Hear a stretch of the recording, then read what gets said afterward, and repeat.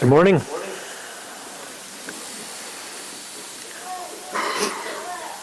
Thank you for the opportunity to share some thoughts this morning.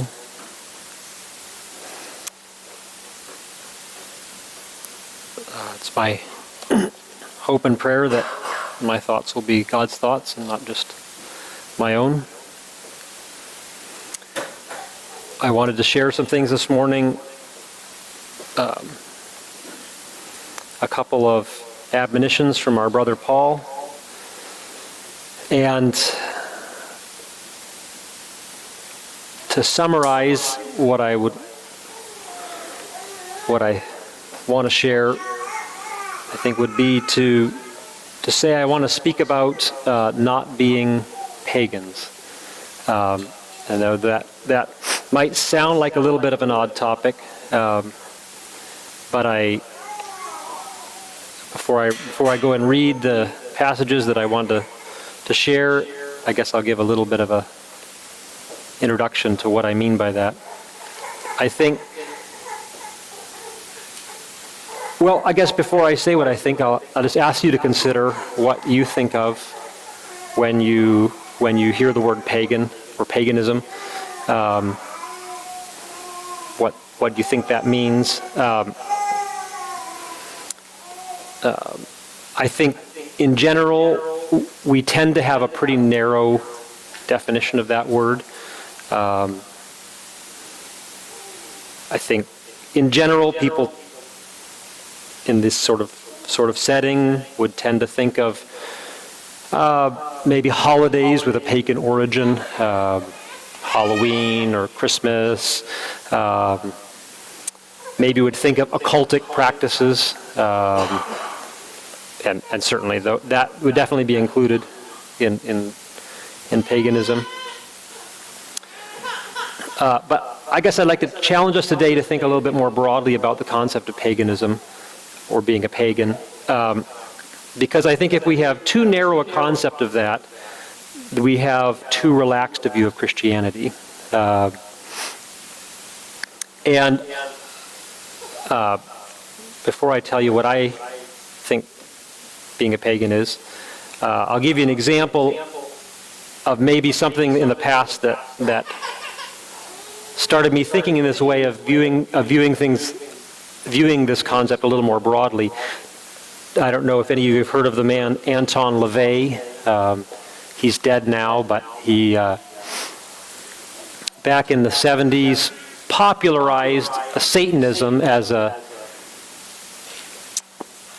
respectable religion. I don't know if that's the right way of putting it, but he wrote a book called the Satanic Bible, and he founded what he called the Church of Satan. And years ago, I ran across somewhere where there were things that were kind of available for free. Somebody had put this Satanic Bible there and I had taken it primarily with the intent of giving it the end that it deserved. But I flipped through it out of curiosity. I didn't read the whole thing, but the first part of it was a set of principles that he said defined Satanism. And what struck me when I read those is that although I don't know if I've ever met anybody who honestly would say they're a Satanist, I would say there's a whole lot of people who are living by Anton LaVey's principles.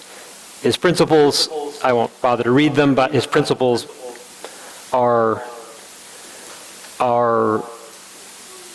if you would read the Sermon on the Mount and just say the opposite, that's kind of what his principles are. And it struck me that when we think of Satanism, we think of all these bizarre kind of dark things, and that stuff happens, but really this man's concept of Satanism wasn't what a lot of us think. He actually didn't even believe there was such a being as Satan. He was basically an atheist. He just found Satan to be a kind of a mascot for his religion of unrestrained self-indulgence and opposition to this what he viewed as irrational restraint that he saw religious systems bringing. And his definition of Satanism was that Satanism is ultimately the worship of self. It's not the worship of Satan. And he had ideas that, I don't know if other people had these ideas before or not. It's not something I've really researched, but he had ideas like the greatest day or holiday or whatever you want to call it in Satanism was actually one's own birthday, because that was the day you celebrated yourself, and this was all about self. And anyway, I guess my point of bringing this all up is just to say that I think that's not necessarily what we think of when we think of Satanism, and I think the same is true when we think of maybe being pagan more broadly. That we think kind of narrowly. So what does it mean to be a pagan? The word pagan is just from the Latin word paganus, which was a word that originally in Latin just meant a rustic person or a villager. And somehow over time it came to be used by the Roman military to refer to people who were not in the military. That a pagan was a civilian, basically, somebody who you know, it was kind of, we're the elite, we're the military, and you guys are the kind of rustic, simple villagers, and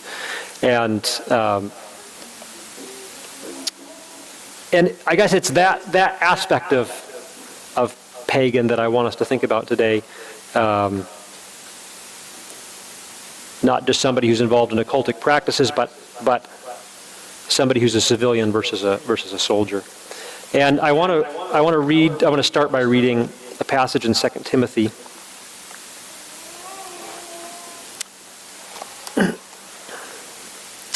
And I guess both of the passages that I'm going to read today, I feel, are fairly straightforward. I don't have any really deep, profound insights that I think are not apparent on the surface. My challenge to us today is not so much to look for some kind of hidden meaning or some kind of special revelation, but just to ask ourselves as we read these passages if we really believe them, if we really live them. I'm going to start reading in 2 Timothy chapter 2, starting in verse 3. Paul says to Timothy, "Suffer hardship with me as a good soldier of Christ Jesus. No soldier in active service entangles himself in the affairs of everyday life, so that he may please the one who enlisted him as a soldier. Also, if anyone competes as an athlete, he does not win the prize unless he competes according to the rules. The hard-working farmer ought to be the first to receive his share of the crops. Consider what I say, for the Lord will give you understanding in everything." Paul here is using three analogies that I think are easily understandable to us: that of a soldier, that of an athlete, and that of a hard-working farmer. And he's using these, I think, both to challenge and to encourage Timothy to persevere in faithfulness and towards greater faithfulness. And I think he would desire the same for us. So I want to spend a little bit of time just talking about these three pictures. And I want to say, for the sake of maybe the older children here, that although Paul is using the picture of a soldier, and we can learn something from soldiers, we can see something in them that is admirable, he makes clear in other places that he's not calling us to war with earthly weapons, that he's not calling us into the battlefield to kill people. and yet there's still something we can learn from these people. I also want, as we consider soldiers, I want us to try as much as we can to think about maybe what Paul was thinking when he was writing this. We live in strange times in the history of the world. All of us, I think, here have grown up knowing very little of war, living in very powerful, very wealthy countries that have, even when they've been engaged in war, have been largely insulated from the realities of it. And having armies that maybe differ a little bit from what Paul would have known of as an army or a soldier in his day. So I know we didn't live back then, but just try as we think about this picture of a soldier to think about the Roman army and not about maybe what you know of the army in this country.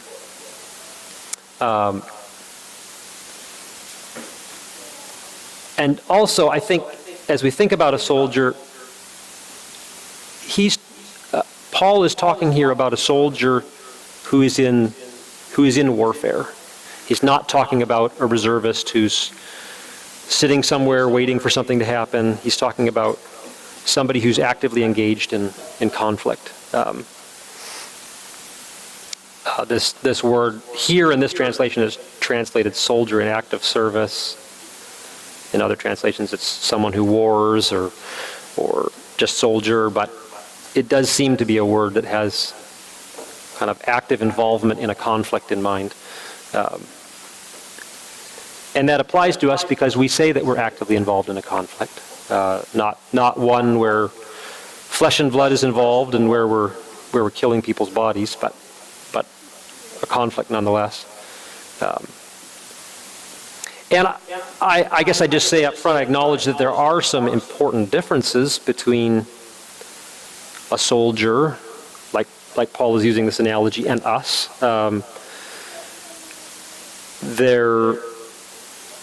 There's a limitation to every analogy, but I think what I want us to think about today is what is it that Paul wants us to get out of this example of being a soldier.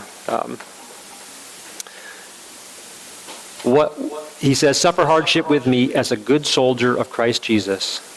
No soldier in active service entangles himself in the affairs of everyday life, so that he may please the one who enlisted him as a soldier. As I think about what it means to be a soldier,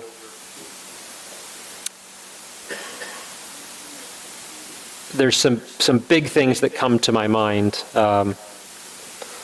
A soldier is somebody who has rules, who's under authority. He's not just a free agent to do as he pleases. And a soldier who's in active conflict has some mission, whether it's defending their country or invading some foreign land or whatever it is. They have some mission that is driving what it is that they're trying to accomplish. And maybe that's the main thing that I think about when I think about a soldier, is somebody who has a task that is driving their actions, their choices.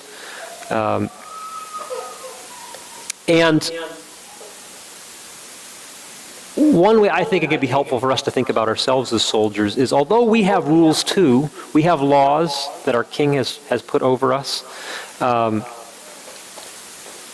Just like a soldier is given instructions by their commanding officer, and especially in these days, when Paul is writing, when soldiers didn't have satellite phone connection back to their commanding officer, something like that, soldiers might be sent out with some general guidelines and an understanding of what the mission was that they were about, and given a degree of latitude in how they carried that out, with the expectation that whatever they were doing was driving towards this objective that the commanding officer had. And I think that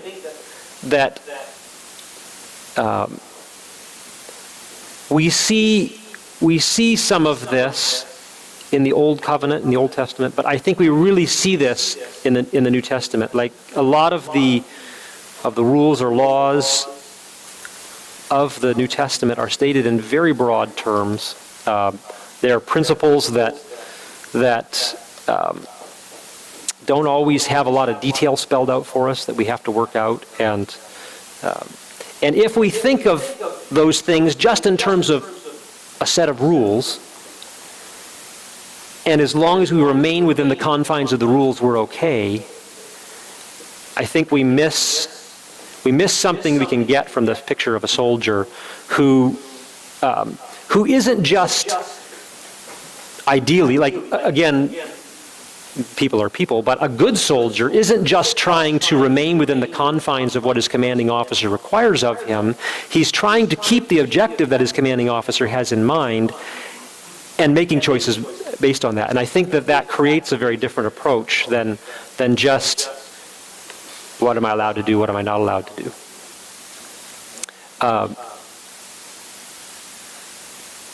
Another thing that Paul emphasizes here is that a soldier who's engaged in warfare doesn't entangle himself in the affairs of everyday life because he's trying to please the one who enlisted him. So practically, what does that mean for us? Because this is something he's saying that we need to take seriously. Even in an army, there are lots of affairs of everyday life, in one sense of that phrase anyway, that have to be taken care of. You don't take an army into a foreign land and invade without thinking about how you're going to feed people, how you're going to clothe people, where you're going to get your weapons from, who's going to fix the carts, when your horse dies. There's a lot of affairs of everyday life, if you will, just things other than the actual act of battle that have to be considered. And a lot of people, if you look at how armies had to function and still have to function, there are a lot of people whose jobs are pretty practical. Things that we would say, this is the affairs of everyday life, making food, growing food, transporting things, taking care of the animals. So, if that's not what Paul's referring to, then what is he referring to? In what sense is he saying we should not get entangled in the affairs of everyday life? And I think it comes down to this mission again. So someone in the military, their job might just be to make food for people or to take care of injured people. But that task is just something that's serving the greater mission of the army. It's not something where they're not going into a foreign land and starting a business. That just is for their own personal interest and doesn't serve the bigger picture goal of the army. That's, I guess, the only way I can make sense of this is that the entanglement in the affairs of everyday life that we're to avoid is not that we can never do practical things, but that those practical things have to be driving towards whatever the one who's enlisted us wants us to accomplish. Another aspect of being a soldier is the hardship and suffering, and that's how Paul starts this out. Suffer hardship with me, he says to Timothy, as a good soldier. Although soldiers in this world are carnal people that, maybe they have all kinds of bad motivations for what they're doing, and yet we can recognize that they suffer.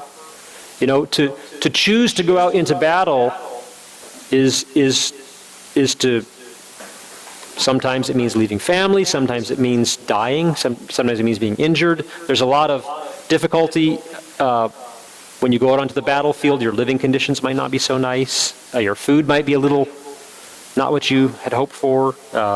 Maybe even at times your supply lines get cut off and you're going hungry for a little while. I mean, there's a lot of hardship that people know is a possibility when they sign up in the army, or at least they would have back then.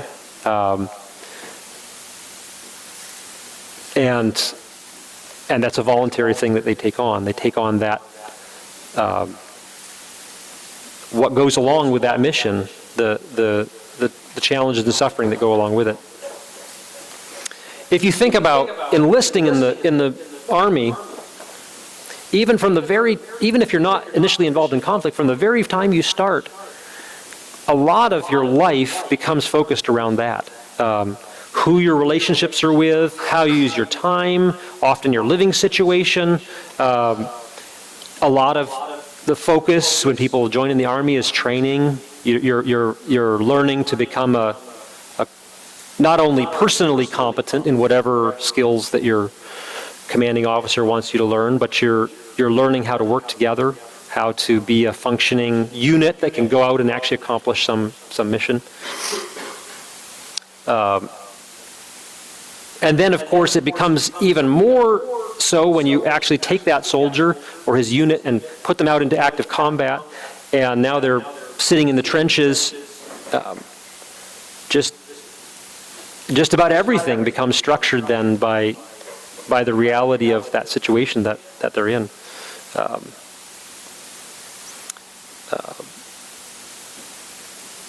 How they use time, how they use the resources that are available to them, what they think about, when they sleep, how long they sleep. All these things, when you're in the trenches and the bullets are flying overhead, or however it was back in those days, I don't know. These things become, all of these aspects of our life start to be shaped by this. And if they don't, then you die or somebody else dies. I mean, that's the reality. And that's in carnal warfare. How much more in the warfare that we're in? I mean, the stakes are a lot higher.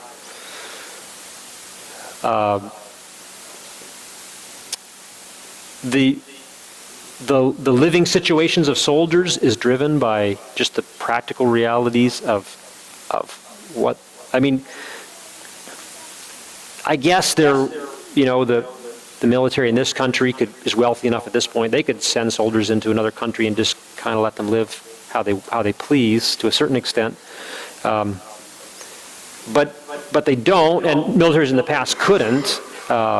They were taking a large body of men into a foreign nation, and they just had to constrain the way that they lived with each other in a way that was serving this greater mission. Either for safety, I mean, you didn't just go, when the Roman army, your unit got called up to go up to one of the fronts where they were doing battle, you didn't just go and decide how you wanted to live and just where you wanted to, like, it was a decision that was made together or made for you that dealt with safety and the practicality of needing to be in battle together. In the life of a soldier, there has to be a lot more coordination and a lot less individual, what I want to do. Otherwise, I mean, this is true of all kinds of teams, not just in the Army, but if you have a team with everyone just kind of doing their own thing, it's pretty hard to get a task accomplished. And so some teams deal with that problem by just appointing somebody who just makes all the decisions and everybody just does what they are told.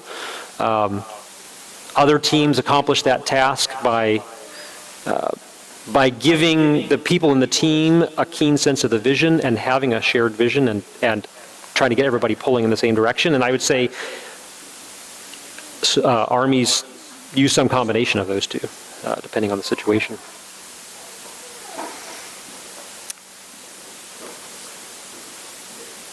The next picture that Paul uses here is that of an athlete.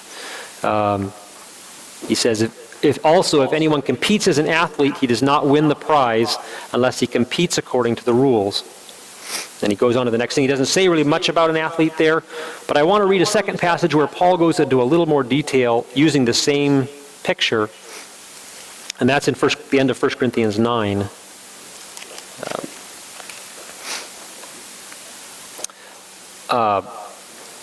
Paul is describing the struggle and kind of what he's going through and how he's devoting his life to the task. And then he jumps in verse 24 of chapter 9 into this analogy.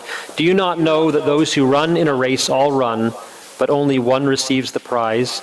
Run in such a way that you may win. Everyone who competes in the games exercises self-control in all things. They then do it to receive a perishable wreath, but we an imperishable. Therefore I run in such a way as not without aim.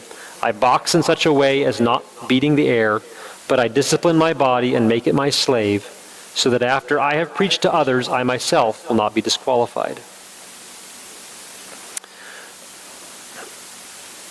And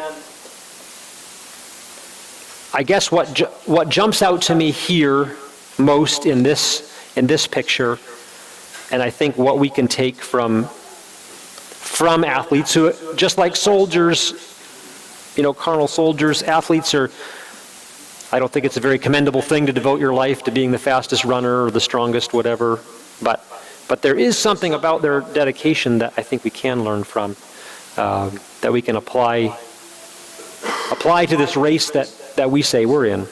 And I guess the focus here of Paul's what he's focusing on, that is, in terms of athletes, is self-control in all things. And if you think about that, people who are competing at a high level in sports, just in a similar way to the soldier, a lot starts to revolve around that. What their diet is, what their exercise regime is, sleeping, their job even.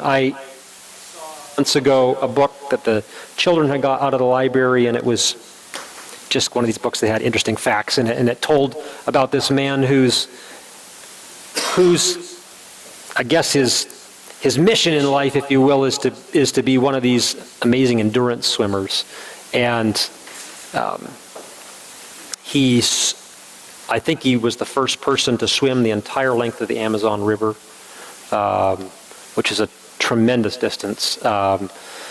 He didn't do it nonstop. Like, he would swim for 8 or 10 hours a day, and then they'd have a boat there, he'd sleep, and then he'd start going the next day. And he did that for 60 days or something like that, just every single day. And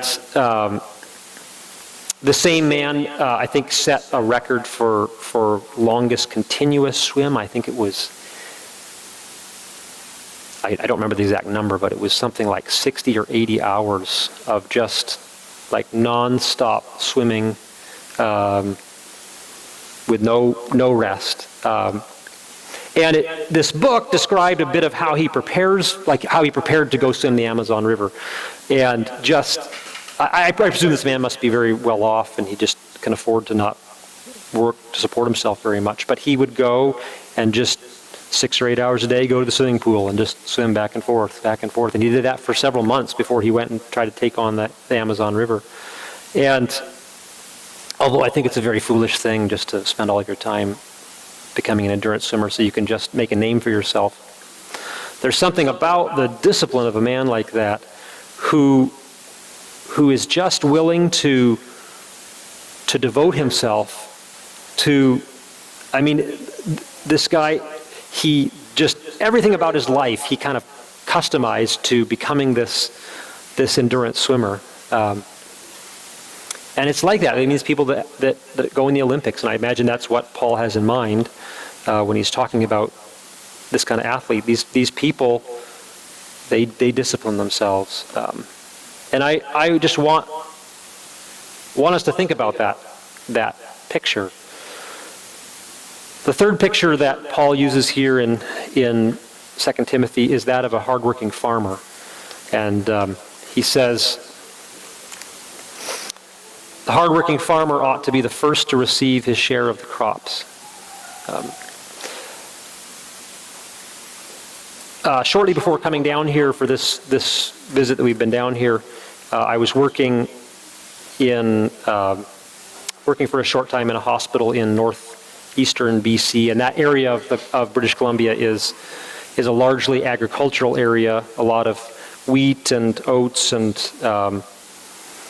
hay is grown there, and we were there in, I guess it would have been the end of October, and they had an unusually wet fall, and the farmers were really scrambling to get their crops in, kind of in between rains when they could combine. And a farmer came into the emergency department. He'd cut himself on some metal, and while I was stitching up his hand, we just talking about things. And he'd said he'd been the evening before, he'd been combining, and he was just telling me what happened, how he cut himself. And I asked him, "Oh, you were combining even when it's snowing?" Because that day there was snow on the ground. And he said no, at 2 o'clock in the morning when it started snowing, he stopped running his combine. And I just thought, wow, I mean, this man is, he would have probably kept going till the morning time, I presume, if the snow hadn't come. He had a task he wanted to get done, and it's not hard to know why. I mean, he had this limited opportunity. He had crops that had to come in, and anything that he didn't harvest before the snow came was just going to sit there in the field and rot, and he put all this work into growing it. I can understand why he didn't just clock out at 5 o'clock and go back in the house and leave the crops there in the field.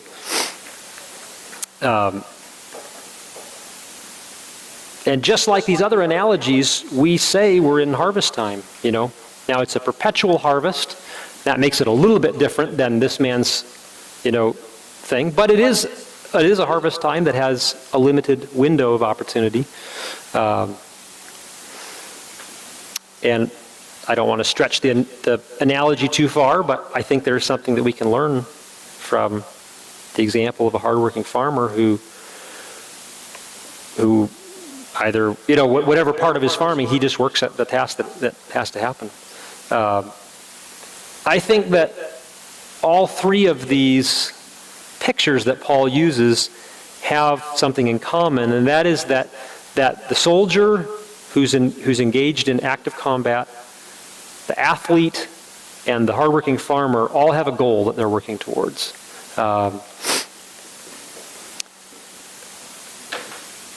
And that goal is dictating a lot of their choices. And I want to challenge us either to start or continue or to get back to thinking about our choices in that way. I think it's very profitable for us to think about everything that we own, everything that we buy, everything that we do with our time. What is the purpose of this? What is it that we're accomplishing? Is the goal, whether it's the battle that we're engaged in against evil forces, whether it's trying to not fail in winning this race, or whether it's the harvest, is that really what's dictating our choices? Is that really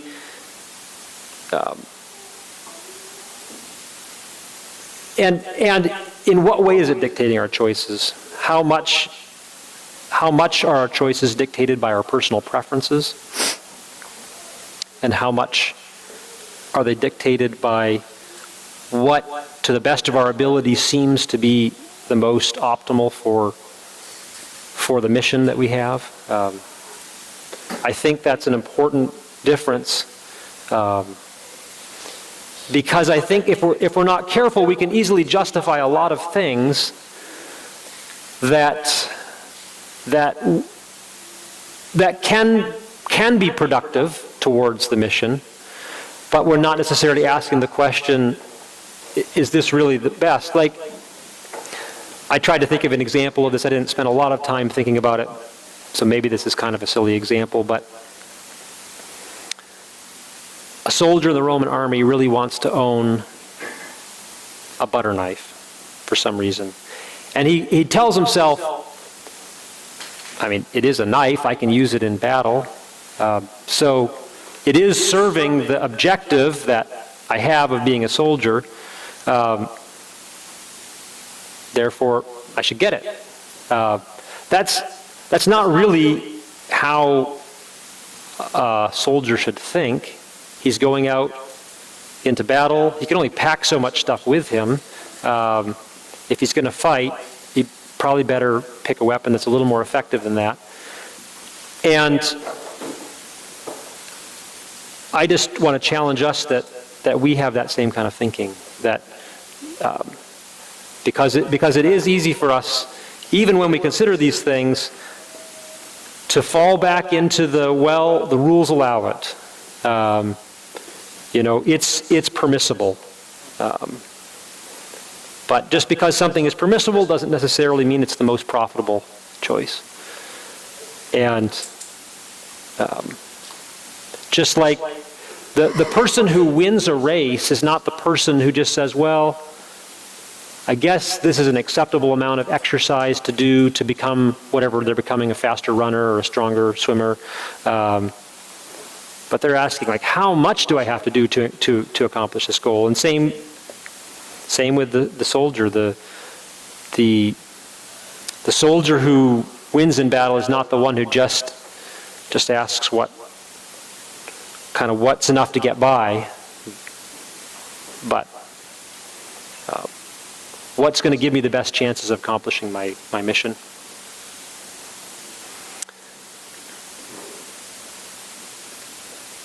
I wanted to give in this, I think all of what I've said so far applies to all of us who have decided we want to follow Christ.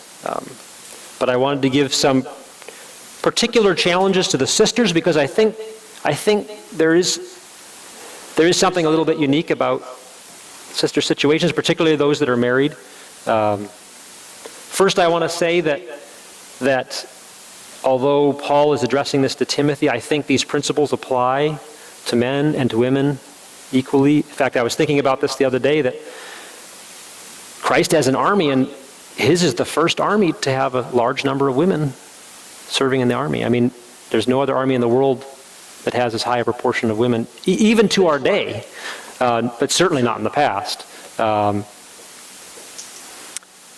This attitude that we're to have of trying to please the one who enlisted us, of being self-disciplined like an athlete, of being like a hardworking farmer, I think is just as applicable to women as it is to men. But there's another part of this that I think applies specifically to married sisters, and that is that your role as a helper to your husband, I think, requires you to think about these things not only for yourself personally, but also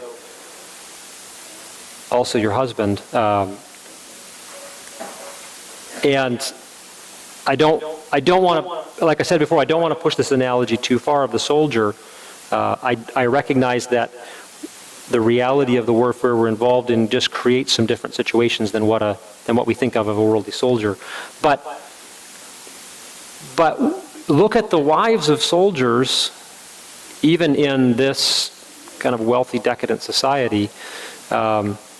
They accept some challenging things. I mean, in many cases, it means, when their husband goes into active combat, they're gone from the family for an extended period of time.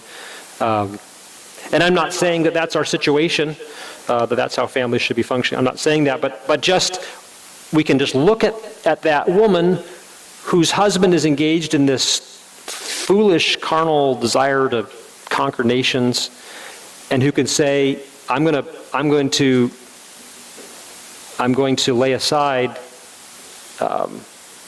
what I want in order to support my husband who's going and doing this thing.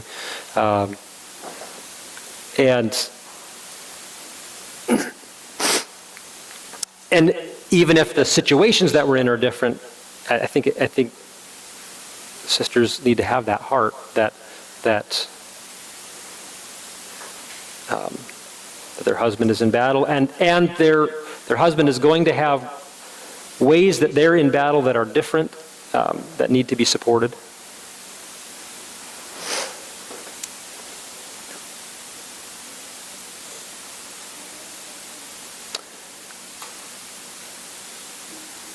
I think that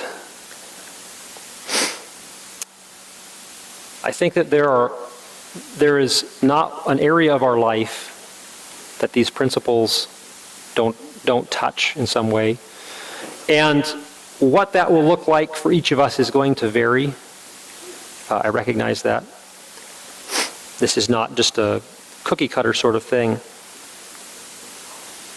But I think too, if we keep principles like this too broad and general and don't apply them to real practical situations, we run the risk of just saying really strong things, saying really good sounding things, and not really doing them. And so I want to challenge us all to really examine our lives, to really examine our choices, to get specific, and to avoid the temptation to think about that other person. I mean, there is a place for that. There's a place for us to challenge each other and to point out blind spots. But I think we at least first need to start with examining our own lives and choices. And I'm not saying that we don't do that, but I just want to spur us on to that. I think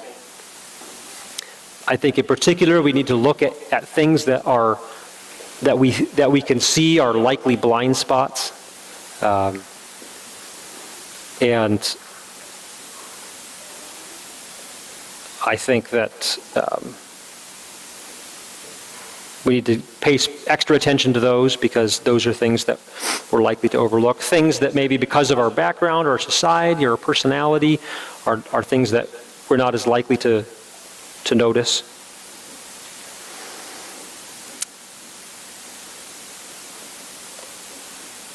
And I also want to challenge us this week to really to imagine in our minds that someone is going to come and live with us just as an observer. And they're going to watch what we do all day and what we say and the choices that we make. And is that person going to go away from that experience thinking, that reminds me of a soldier, or that reminds me of an athlete training for the Olympics, or that reminds me of a hardworking farmer who is working against the constraints of time to get whatever done needs to get done. When they see how we're serving our King, is that what somebody would think of if they observe our life? And if not, then we've got some changes that we need to make. One of the early Christians who was writing a defense of Christianity to the pagan Romans said something like, "We don't speak great things, we live them." It's not an exact quote, but it's something along those lines. And we cannot afford to be otherwise. We say, and we could come up with lots of other examples other than just the ones I've said today. We say a lot of really radical things, and we had better make sure that we're going to live them, because we're not going to be judged in the end based on our talk, just what we say about ourselves. We're going to be judged based on our actions. And you don't win a race just by talking about how good an athlete you are. You win a race by training until you can win the race. And it's obvious from the passage that I wrote in 1 Corinthians 9 that Paul, who obviously is an amazing example of this, still considers it a possibility that he may not complete the race. He's doing what he's doing. He's beating his body and bringing it under subjection, kind of making it his slave in order to accomplish what he realizes he may not accomplish if he doesn't do that.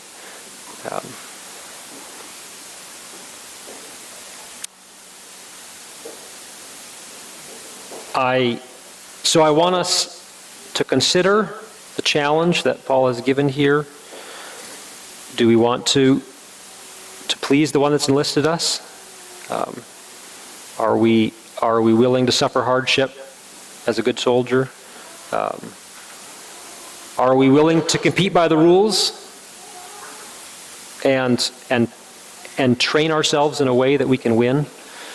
Are we willing to? Are we interested enough in having a share of the crops that we are going to be like a hardworking farmer?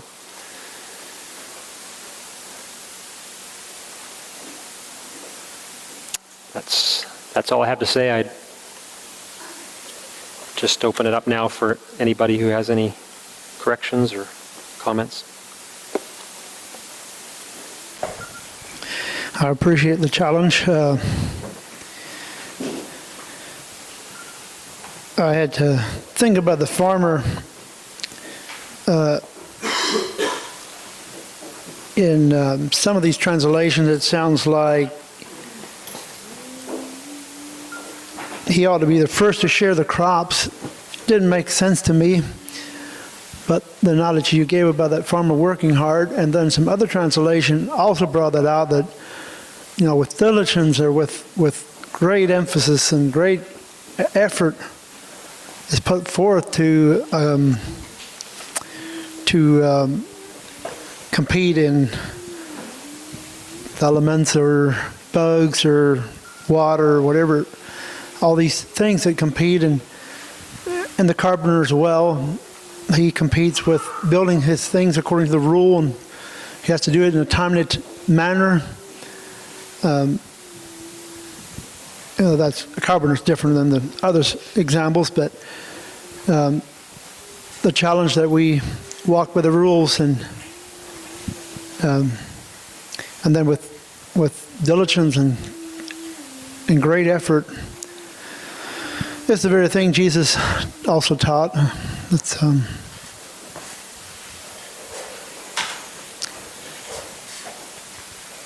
how that all comes out depends on the judge, and we don't have but this one chance, one life at least. I guess we have many chances perhaps at this point. I also thought of the place, I think maybe Paul talks about, like as a Christian, we all get to run this race. We don't have to compete. I'm putting my words in there, but we as Christians don't compete against one another, but we compete together for the same goal. And I think it mentioned something like that. But also appreciate the scriptures that were read in the opening. And I don't have any thoughts to share, but I appreciate it. May God bless us. That was an excellent word, Joel. I just had two little points of emphasis that I wanted to add. One, the concept of holiness is one of being set apart to specific service. And I think, the Hebrew word kodesh, and that the holy articles of the temple, though they could have easily been used for common use, they were dedicated to an express purpose. And because they were holy articles, they were specifically not to be used for the common, such as when the when Hezekiah's healing happened, and then of course the Babylonians came in and were able to actually see the articles of the temple, and of course Isaiah said that they would later be carried off. And then when they were later carried off, Nebuchadnezzar at one point brought in the articles to be used as part of one of his festivals. And of course the whole handwriting on, I think I might not have been Nebuchadnezzar. Anyway, correct? Thank you. I think it was off. But anyway, the handwriting on the wall came when the articles set apart for holy use, for a specific purpose in the temple, were actually being used just for common drinking. And there's nothing expressly wrong with, let's say, drinking out of a cup, drinking water out of a cup, or even drinking wine out of a cup. And yet, for those articles, that was wrong. An otherwise innocent action became something that brought down an entire kingdom. And so I just wanted to kind of emphasize what Joel was saying, that holiness doesn't just involve the avoidance of sin and that which is wrong. Holiness involves additionally being wholly dedicated to the set-apart purpose in which he has predestined for us and for the building of his kingdom. And so that was one key point I wanted to make. And then the other key point pertaining to when he was talking to married sisters, I thought of the situation in which, from the very beginning, when Eve was tempted by the evil one to go her own way. And of course, ladies today are called, although it's contrary to, modern culture, they're called to serve God through the medium of obedience to their husbands. And oftentimes in our world, even if that's happening through outward conformity, it's easy for the spirit of contradiction to come in and be grumbling in the heart. And I just wanted to say that in keeping with Joel's comments on being a soldier in the context of marriage, that you are doing violence to the kingdom of darkness when you submit to your husband with a pure and obedient heart at the very depth. Because the spirit of this age is very much in contradiction to that, and it is a prophetic picture, an intercession, if you will, when ladies in service to their husbands obey and submit with a pure heart. It's actually a prophetic picture of the Messiah and the assembly. It's a prophetic picture of those of us that are called to serve him, to be in complete obedience to our King. And across this nation, there's all kinds of disobedience in the assembly, and all kinds of disobedience in the home. And the two are intricately linked. And I believe that as we function counterculturally and we live in complete obedience to the King, and as ladies in the context of the home that may never be seen by the outside world live in obedience to their husbands, there is a major war that's taking place there, and there's an intercessory battle that's being launched against the kingdom of darkness in the simple obedience that transpires in the home, that actually affects on an intercessory level the obedience of the bride of Messiah to their conquering King. Thank you, Brother Joel, for your lesson. I couldn't add anything. You expounded a lot better than I could ever do in that. And I appreciate your comments, Walter, on the farmer and the visitor's sermonette.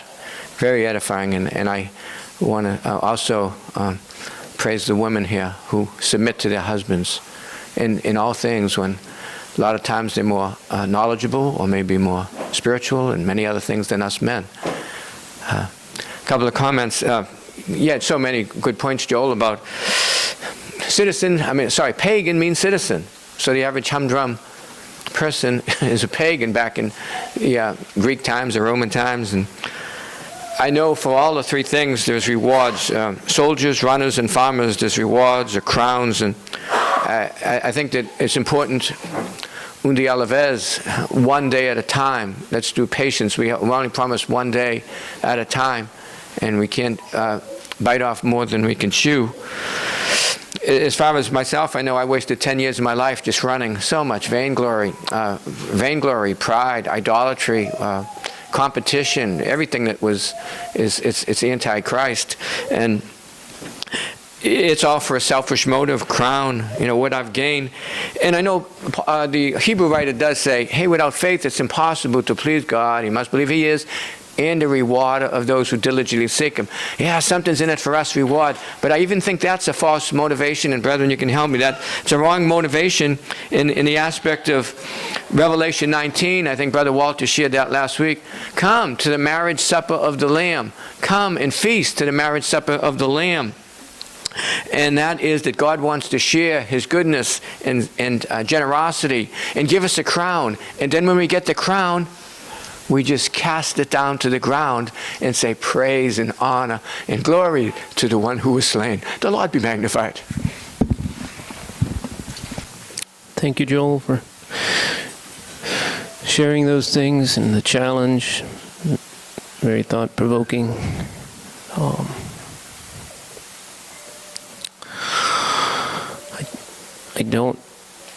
I guess I don't want to say much, though I'd have many thoughts to share. I just,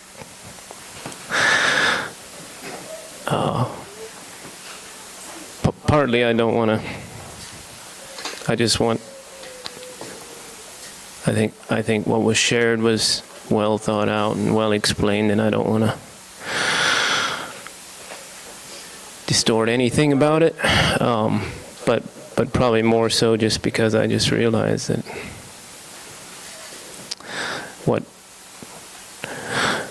what good is it to be challenged if we're not changed? What good is it for me to speak something when I just really want to take things to heart, and like it was brought out, what good is it if we speak great things if we don't do them? So, but I just wanted to express my appreciation at the same time. I agree with Dwayne. I wouldn't want to. I wouldn't want to detract from what was said, but this, especially this last thing that Dwayne brought out about not just wanting to be challenged, but to be affected and to be changed. I thought maybe it'd be good. I don't know if other people could relate to this, but I like as my understanding of reality has been shifted coming out of conservative mainstream what's called Christianity, and my understanding of what Christianity really is, being refined and recognizing old philosophies that are wrong, and then recognizing how they're still in my life. Like one of them that I recognize is there seems to be in an attempt maybe to glorify God, there's this sentiment of it's all Him and only He does it, and I am nothing and I can do nothing. When the true this thing we call Christianity, this true word of Christ was the Father through the Son compelling us to do things, what to devote ourselves to and how to devote ourselves, and this thing, that Joel brought, the fellowship that we have in these elements, that Joel has brought out, the fellowship, with says we have fellowship with Him in suffering with Him. It's this element of us giving what we can give and doing what we can do, and sacrificing what we can sacrifice, and investing what we can invest as a gift to Him, as